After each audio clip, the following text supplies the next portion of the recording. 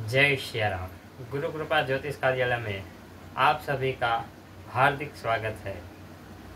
हम जो ज्योतिष समझाने और सिखाने की जो सीरीज चालू की है, उसमें आज हम आपको राशि और नक्षत्र और काल पुरुष के बारे में बताएंगे।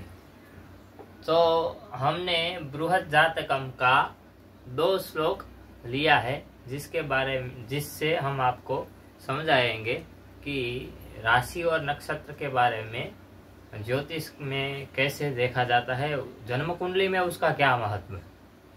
तो पहला श्लोक है, होरेत्यहोरात्र विकल्पल्मे के वांछदन्ति पूर्वापरवर्ण लोपात कामर्जिते पूर्व भवे सदादियतस्य पंक्ति समभिव्यनक्ति।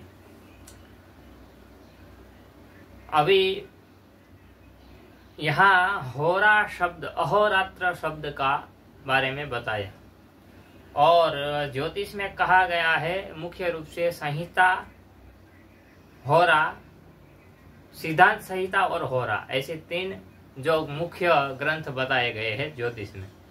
तो सिद्धांत ग्रंथ वो होते हैं जिसमें गणित होता है, संहिता उसमें फल और बहुत कुछ फलित भी होता है और कुछ कुछ गणित भी होता है और बहुत कुछ होता है जिसको संहिता कहते हैं, यानी जिसमें बहुत कुछ चीजें लाकर सम्मिलित की गई हो, वो संहिता है।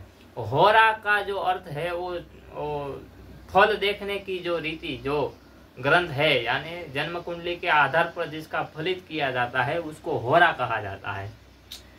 तो यहाँ वराहमिहिर ने कहा है कि 24 घंटे को अहोरात्र कहा जाता है। आज के परिवेश में हम जिसको 24 घंटे कहते हैं उसको अहोरात्र कहा जाता है और पुरातन काल में उसको 60 घड़ी कहते थे। तो 60 घड़ी का जो है एक दिन और रात होता है। इसमें कहा गया है कि अहोरात्र में अ और बीच का जो है आगे का जो वर्ण है वो हटा देने पर, यानी आगे का वर्ण हटा देंगे तो क्या होगा, होरात्र। इसमें जो है पीछे का त्र हटा देने पर होरा मिलता है। ये होरा को आज इंग्लिश में हवर कहा जाता है। ये होरा का नाप वही है जो हवर का है, क्योंकि जो एक राशि जो होती है उसमें 2 होरा रहती है।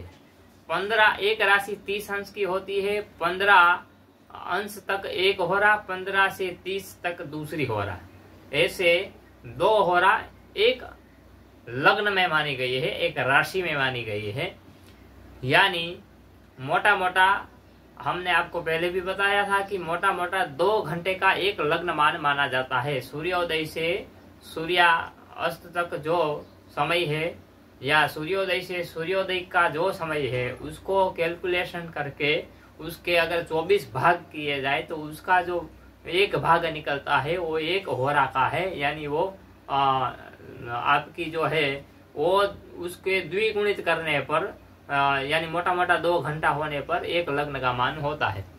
अब इसमें जो है होरा के बारे में कहा कि होरेत्य होरात्रि विकल्प में के वाछन्ति पूर्वा पर वर्ण लोपात, यानी पूर्व वर्ण और अपर वर्ण का लोप करने पर होरा शब्द की प्राप्ति होती है।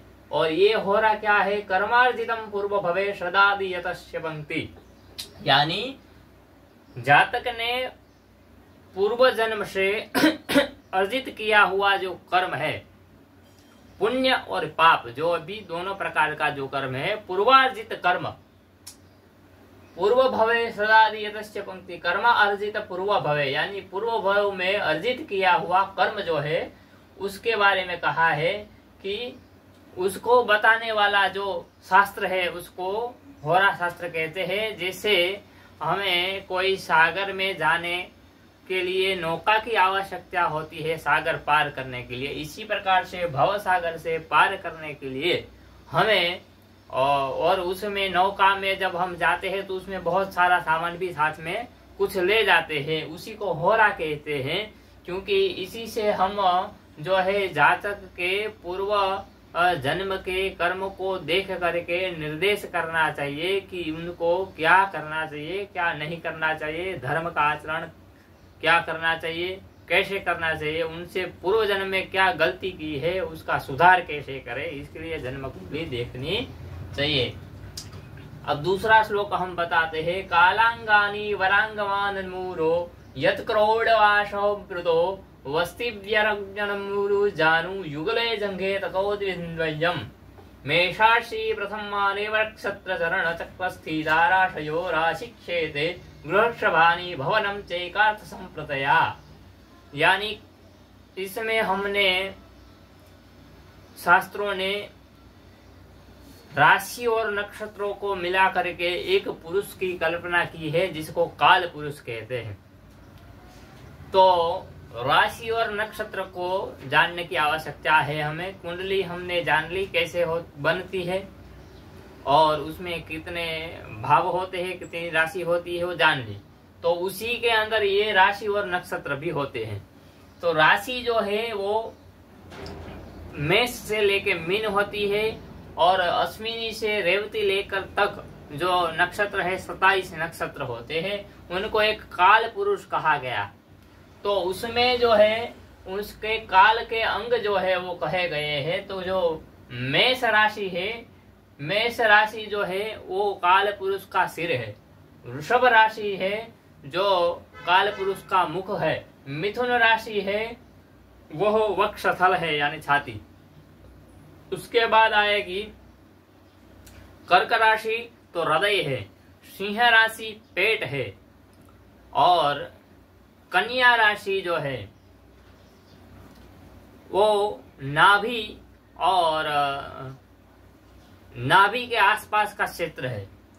उसके बाद जो है तुला जो है तो नाभि से लेकर के गुही अंग तक का जो प्रदेश है उसको बस्ती प्रदेश या वो तुला में दिया गया है। वृश्चिक राशि है वो गुप्त अंग है, गुह्य अंग है। और धनु राशि जो है वो दोनों पैरों का जोड़ है। मकर राशि जो है वो जंघा है।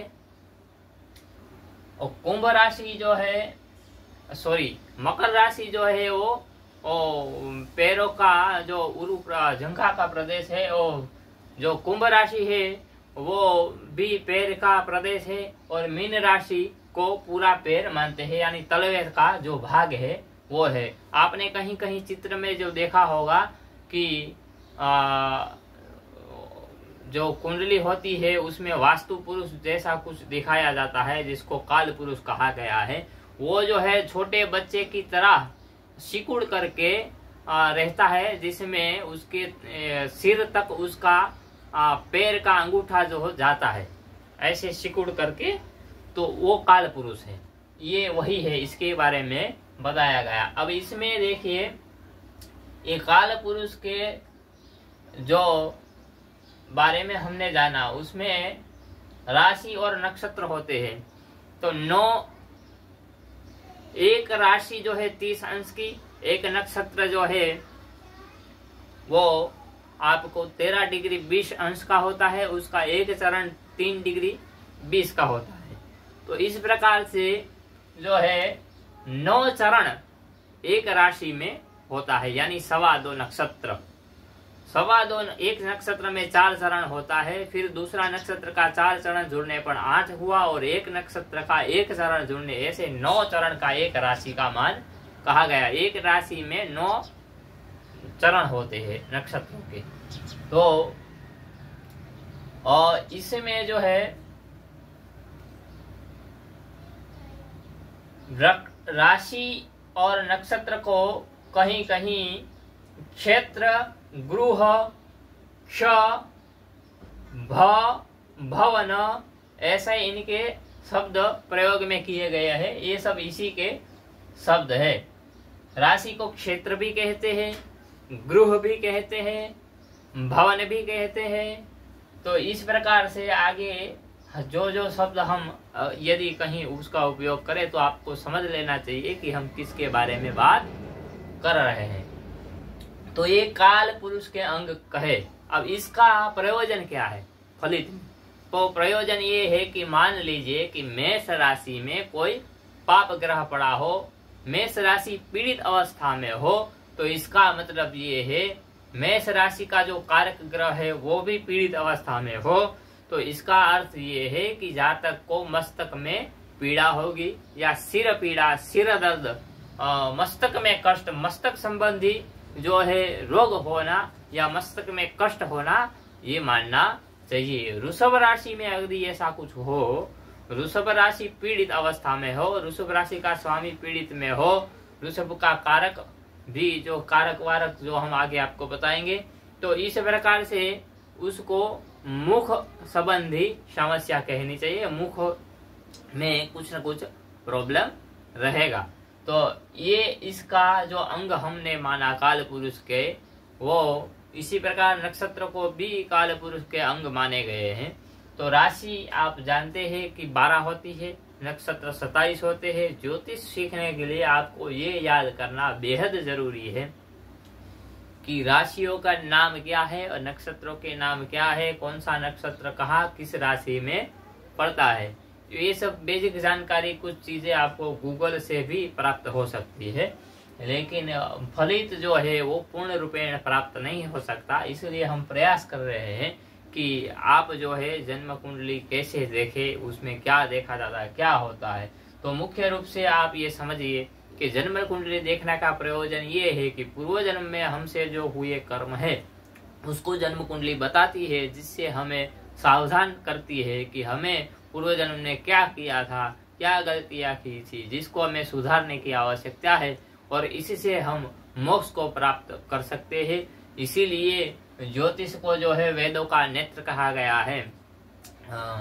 और ये शास्त्र के बिना आप जो है शास्त्र को, किसी भी शास्त्र को देख नहीं सकते, क्योंकि जब नेत्र नहीं होगा तो दूसरे शास्त्र को आप पढ़ ही नहीं, उसको देख ही नहीं सकते कि उसका अर्थ वास्तव में क्या है। तो इसीलिए ज्योतिष की बहुत अधिक महत्वता है, और इसी कारण से हम आपको ये सिखाने की कोशिश कर रहे हैं। आशा है कि आप समझ गए होंगे। यदि आप कुछ समझ में नहीं आया है या कुछ आप और जानने की इच्छा करते हैं तो आप हमसे संपर्क कर सकते हैं, कमेंट कर सकते हैं। जन्म कुंडली यदि आप दिखवाना चाहते हैं, विश्लेषण करवाना चाहते हैं, तो आपको जो है 7819047148 डिस्क्रिप्शन में नंबर डाल दिया जाएगा, उस पर आप व्हाट्सएप करें, कॉल नहीं करें, कृपा करके कॉल न करें, व्हाट्सएप करें। उसमें जो है आपको नंबर दिया जाएगा, उस नंबर से आपको गूगल पे में दक्षिणा डालनी होगी, तभी आप होगा। दक्षिणा का अब ये भी मैं बता देता हूँ, दक्षिणा का क्या महत्व है। यदि आप बिना दक्षिणा का ज्योतिष के पास में परामर्श मांगते हैं, तो इसका मतलब ये है कि आप गुरु ऋण में जा रहे हैं। क्योंकि जब आप किसी ज्योतिषी से छोड़ा मोड़ा या कुछ भी अगर कराते हो विश्लेषण, तो उसको आपको यथाशक्ति दक्षिणा देना आवश्यक है। यदि आप उसको संतुष्ट नहीं करेंगे, किसी भी ज्योतिष को, मैं मेरी बात नहीं कर रहा हूँ, किसी भी ज्योतिष या ब्राह्मण को आप संतुष्ट नहीं करेंगे, तब आपको उसका विश्लेषण का कोई फल मिलने वाला नहीं है। और दूसरी बात यह है कि ऐसे कर्म ना करें जिससे आप ऋण में फंसे। तो ये कर्म चक्र का जो कर्म का सिद्धांत है वही मैं आपको बता रहा हूँ। इसीलिए आप हर किसी भी ज्योतिषी के पास में कुछ भी विश्लेषण करवाते हैं या कुंडली बताते हैं या कुछ भी कराते हैं, तो उसको दक्षिणा अवश्य दे। जितनी आपका सामर्थ्य हो सकती हो दे सकते हैं, नहीं दे, अगर ज्योतिषी आपको मना भी करे तब भी दे, क्योंकि उसके मना करने के बाद भी आपको देना जरूरी है। इससे आप कर्म चक्र में नहीं फंसते हैं और गुरु का ऋण आपको नहीं लगता है। गुरु का ऋण बहुत खतरनाक होता है। किसी भी ग्रह संबंधी ऋण हमें अपने ऊपर लादना नहीं चाहिए, क्योंकि जन्म कुंडली तो यही तो सुधारने के लिए हमको बता रही है। तो ये जब छोटी मोटी कुछ भी गलतियां हैं हमको सुधारने के लिए, तो हम जन्म पत्री का आश्रय लेते हैं, और फिर आप उसी आश्रय को लेकर के फिर से गुरु ऋण में जाने का काम करें, तो ये आपकी मूर्खता ही होगी। जय सीताराम। आज के लिए इतना ही, फिर कभी और आगे हम बताएंगे। जय श्री राम।